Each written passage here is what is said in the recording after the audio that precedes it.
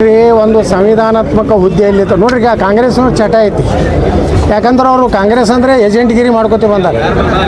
ಸೋನಿಯಾ ಗಾಂಧಿ ಏಜೆಂಟ್ರು, ರಾಹುಲ್ ಗಾಂಧಿ ಏಜೆಂಟ್ರು, ಅವ್ರಿಗೆ ಚಟ ಐತಿ ಎಲ್ಲರಿಗೂ ಏಜೆಂಟ್ ಅನ್ನೋದು. ಘನತೆವತ್ತ ರಾಜ್ಯಪಾಲರು ಅವ್ರು ಯಾವುದೇ ಪಕ್ಷ ಅಲ್ಲ. ನಾ ಕಾಂಗ್ರೆಸ್ಗೆ ನೇರ ಆರೋಪ ಮಾಡ್ತೀನಿ, ನಮ್ಮ ರಾಜ್ಯಪಾಲರು ಒಬ್ಬರು ದಲಿತರು ಅದಾರ ಅಂತೇಳಿ ಈ ರೀತಿ ಅಪಮಾನ ಮಾಡಕತ್ತಾರೆ. ಅವರೊಬ್ಬ ಹಿರಿಯ ದಲಿತ ಮುಖಂಡರು, ಈಗಿನ ರಾಜ್ಯಪಾಲರು. ಅವ್ರಿಗೆ ಅಪಮಾನ ಮಾಡೋದು, ಅವ್ರಿಗೆ ಸಡ್ಡು ಹೊಡಿಯೋದು, ಅವ್ರಿಗೆ ಧಿಕ್ಕಾರ ಮಾಡೋದು, ತಾವೇ ಅರ್ಬಿ ಹರ್ಕೊಂಡು ನಾಚಿಗೇಡಿ ವ್ಯವಸ್ಥೆ. ಒಬ್ಬ ಗೌರವಾನ್ವಿತ ರಾಜ್ಯ ಸಭಾ ಸದಸ್ಯ ಕೆಲಸ ಮಾಡೋದಂಥವ, ರಾಷ್ಟ್ರೀಯ ಪ್ರಧಾನ ಕಾರ್ಯದರ್ಶಿ ಕೆಲಸ ಮಾಡೋದಂಥವ ತಾನೇ ಅರ್ಬಿ ಹರ್ಕೋತಾನೆ. ಯಾರೂ ಹರಿದಿಲ್ಲ, ಬಿ ಜೆ ಪಿಯವರು ಹರಿದಿಲ್ಲ, ಉಚ್ಚಾಟಿತ ಬಿ ಜೆ ಪಿಯವರು ಹರಿದಿಲ್ಲ. ತಂದೆ ಅಂಗಿ ಹರ್ಕೊಂಡು ನನಗೆ ಹರಿದ್ರು ಬಿ ಜೆ ಪಿಯವರು, ನನಗೆ ಹೊಡೆದ್ರು ಅಂತೇಳಿ ನಾಟಕ ಮಾಡ್ತಾರಲ್ಲ. ಇವರು ಸ್ವಾತಂತ್ರ್ಯದಾಗೂ ಇದೇ ನಾಟಕ ಮಾಡ್ಯಾರ. ನೆಹರೂನು ಏನು ದೊಡ್ಡ ಕ್ರಾಂತಿ ಮಾಡಿಲ್ಲ. ಈ ದೇಶಕ್ಕೆ ಏನಾರು ಸ್ವಾತಂತ್ರ್ಯ ಸಿಕ್ಕಿದ್ದು ನೇತಾಜಿ ಸುಭಾಷ್ ಚಂದ್ರ ಬೋಸ್ರಿಂದ. ಇದು ಅಂಬೇಡ್ಕರ್ ಅವರೇ ಹೇಳ್ಯಾರ. ಚರಕ ನೋವಿದ್ರಿಂದ, ನೆಹರು ಟಪಿಗೆ ಹಾಕೋದ್ರಿಂದ ಈ ದೇಶಕ್ಕೆ ಸ್ವಾತಂತ್ರ್ಯ ಸಿಗಲಿಲ್ಲ. ನೇತಾಜಿ ಸುಭಾಷ್ ಚಂದ್ರ ಬೋಸರ ಭಯದಿಂದ ಬ್ರಿಟಿಷರು ಭಾರತದಿಂದ ತೊಲಗಿದ್ರು. ಇದನ್ನು ಡಾಕ್ಟರ್ ಬಾಬಾ ಸಾಹೇಬ್ ಅಂಬೇಡ್ಕರ್ ಅವರು ತಮ್ಮ ಜೀವನ ಚರಿತ್ರೆಯಲ್ಲಿ ಬರೆದಾರೆ. ಅದಕ್ಕೆ ಕಾಂಗ್ರೆಸ್ಸಿಗೆ ಏನೂ ನೈತಿಕತೆ ಇಲ್ಲ, ಅವರೇ ಏಜೆಂಟ್ ಇದ್ದಾರೆ. ನಮ್ಮ ರಾಜ್ಯಪಾಲರು ಅತ್ಯಂತ ಸ್ವಚ್ಛ ಹೃದಯದ ಒಬ್ಬ ದಲಿತ ವ್ಯಕ್ತಿ ಇಂದ ಉನ್ನತ ಸ್ಥಾನದಾಗಿದ್ದ ಅಪಮಾನ ಮಾಡುವಂಥ ಕೆಲಸ ಮಾಡ್ಯಾರ. ಇಡೀ ದಲಿತ ಸಮುದಾಯಕ್ಕೆ ಇವತ್ತು ಕಾಂಗ್ರೆಸ್ ಅಪಮಾನ ವಿಧಾನಸಭೆಯಲ್ಲಿ ಮಾಡ್ಯದ ನಾ ಹೇಳಿಕ್ಕೆ ಬಯಸ್ತಾ ಇದ್ದೇನೆ. ಸರ್, ಸ್ವಾಮೀಜಿಯವರು ಒಂದು ಭವಿಷ್ಯ ನುಡಿದಿದ್ದಾರೆ ಸರ್. ಅಂದರೆ ಕಾಂಗ್ರೆಸ್ಸಿಂದ ಒಬ್ಬ ಮುಖಂಡ, ಒಬ್ಬ ದೊಡ್ಡವರು ಹೊರಗೆ ಬಂದು ಸಿ ಎಂ ಆಗ್ತಾರೆ ಅಂತೇಳಿ ಸರ್. ಯಾವ ಸ್ವಾಮಿಗಳು ಅದ್ರ ಮ್ಯಾಗೂ ಕ್ಯಾಲ್ಕುಲೇಷನ್ ಮಾಡ್ಬೇಕಂತ. ಆ ಸ್ವಾಮಿಗಳ ಹೆಸರು ಮ್ಯಾಗ ನಾ ಹೇಳ್ತೇನೆ. ದಕ್ಷಿಣ ಭಾಗದ ಯಾರೋ ಒಬ್ಬರು ಹಂಗೆ ಹೇಳ್ಬೇಡ್ರಿ. ಇದೇ ಸ್ವಾಮಿ ಅಂದ್ರೆ ಆ ಸ್ವಾಮಿದು ಚರಿತ್ರೆ ನನ್ನ ಬಲ್ಲಿ ಐತಿ. ಕೆಲವೊಂದು ಸ್ವಾಮಿಗಳು ಪೇಡ ಸ್ವಾಮಿಗಳು ಅದಾರ, ಕೆಲವೊಂದು ರೊಕ್ಕ ಕೊಟ್ಟು ಕೂಡಲೇ ಹೇಳ್ತಾರೆ. ಅವ್ರ ಭವಿಷ್ಯಗಳೇ ಹಿಂಗೆ. ಕೆಲವೊಂದು ಮಂದಿ ಭವಿಷ್ಯ ಹೇಳ್ತಿರ್ತಾರೆ ಹಂಗೆ. ರಾಹುಲ್ ಗಾಂಧಿ ಪ್ರಧಾನಮಂತ್ರಿ ಆಗ್ತಾಂತ ಹೇಳ್ತಾರೆ. ಈ ಜನ್ಮದಾಗ ರಾಹುಲ್ ಗಾಂಧಿ ಪ್ರಧಾನಮಂತ್ರಿ ಆಗೋದಿಲ್ಲ. ಮೋದಿಯವ್ರ ನಂತರ ಯೋಗಿ ರೆಡಿ ಆಗ್ಯಾರ, ದೇಶದ ಜನ ರೆಡಿ ಆಗ್ಯಾರ. ಅದೇ ಕರ್ನಾಟಕದ್ದೇ ಹೇಳ್ತೀನಿ. ಸಿದ್ದರಾಮಯ್ಯನವ್ರ ನಂತರ ಯಾರು ಆಗ್ತಾರೆ?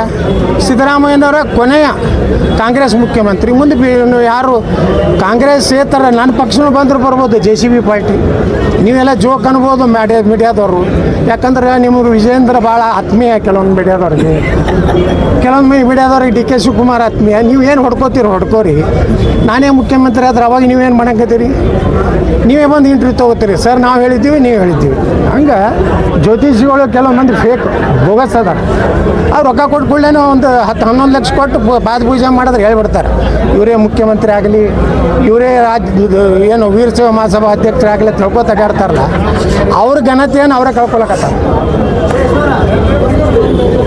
ಯತ್ನಾಳ್ ಸಿ ಎಂ ಆಗ್ತಾರೆ ಅನ್ನೋದನ್ನ ಅವ್ರು BJP ಸಪೋರ್ಟ್ ಮಾಡ್ತಾರೆ.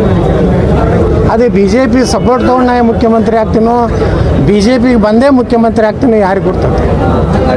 28ಕ್ಕೆ ನಾ ಆಗ್ತೀನಿ, ಇಷ್ಟು ಮಾತ್ರ ಗ್ಯಾರಂಟಿ. ನೀವು ಮೀಡಿಯಾದವ್ರು ಅಷ್ಟೇ ವಿರೋಧ ಬರೀರಿ, ತೀವ್ರವಾಗಿ ಬರೀರಿ. ವಿಜೇಂದ್ರನೇ ಆಗ್ತಾನಂತೇಳಿ ಲಗ ಹೊಡೆದು ಬರೀರಿ. ಮುಖ್ಯಮಂತ್ರಿ ನಾನೇ ಆಗೋ 5 ವರ್ಷ ನಾನೇ ಇರ್ತೀನಿ. ಕರ್ನಾಟಕದಲ್ಲಿ ಹೊಸ ಇತಿಹಾಸ ನಿರ್ಮಾಣ ಮಾಡ್ತೀನಿ.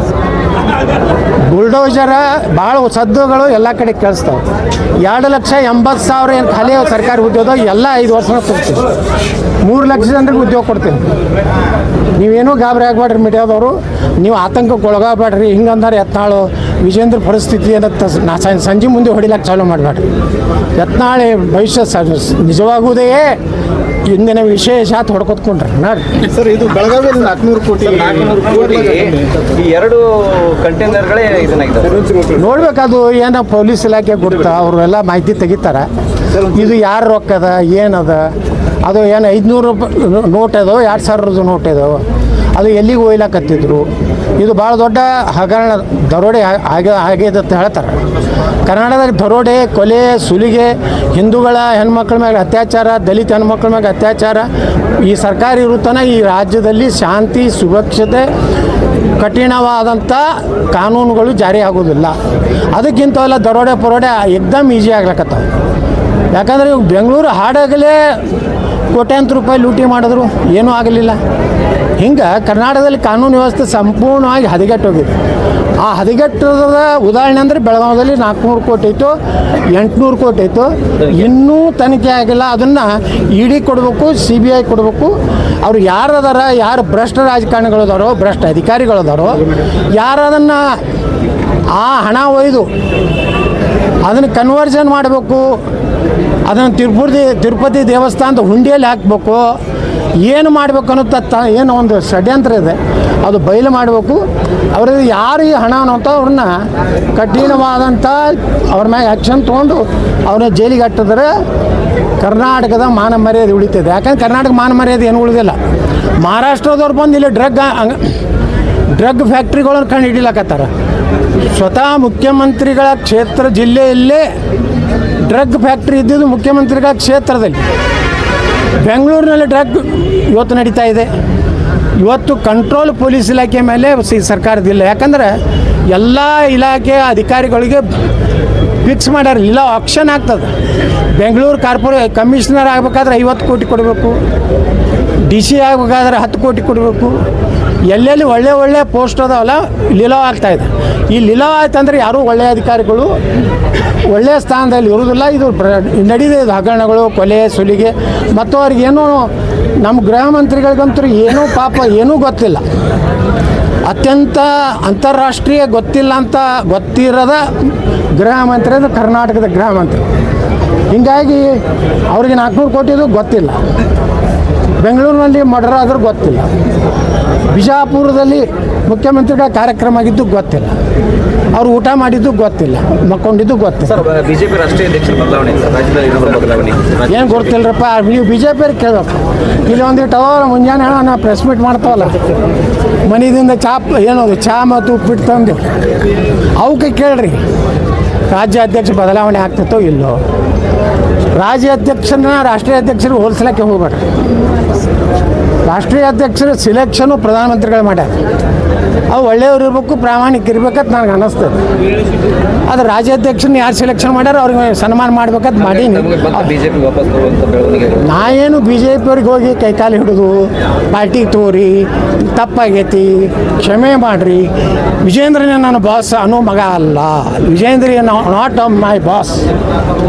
BJPಗೆ ಸೇರಿದ್ರೆ he is not my boss. Boss only Narendra Modi, Amit Shah, Nitin Gadkari, Rajnath Singh ಅವ್ರ boss. He is not boss at all.